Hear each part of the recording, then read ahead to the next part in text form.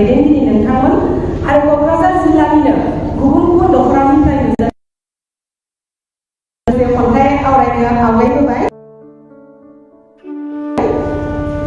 जोंनि बर' समाजाव माने फिसाजोफोरखौ हाबाखौ लानानै बिराद सिन्था खालामबाय थानाय नुनो मोनो आरो दा जोंनि बर' समाजनि बाजै आबै आबौमोन जानायफोरा देरस्लाब मोनै फरायस्लाब मोनै गावनि केरियारखौ बानायस्लाब मोनै माने हाबाखौ लानानै बिराद एक्साइटेड जायो आरो जोंखौ जंखायो। दा बै जंखायनाय समावनो आंबो माब्लाबा लिरलांदोंमोन बे खन्थाइखौ, बेखौनो आं नोंथांमोननि सिगाङाव शेयार खालामनो सानबाय। खन्थाइनि मुङानो जाबाय सिखोला बैसो।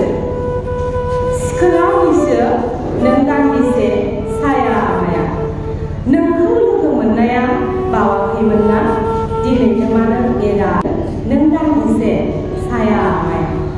जावलिया बोथोरा नोंनिफ्राय जानगारनो एवनाय फैसारो, देलायफुहांनाय फुंनि समाव दाखासे गोसोम जोमैया आगर सुनाय आयनायाबो दिन्थिहरो।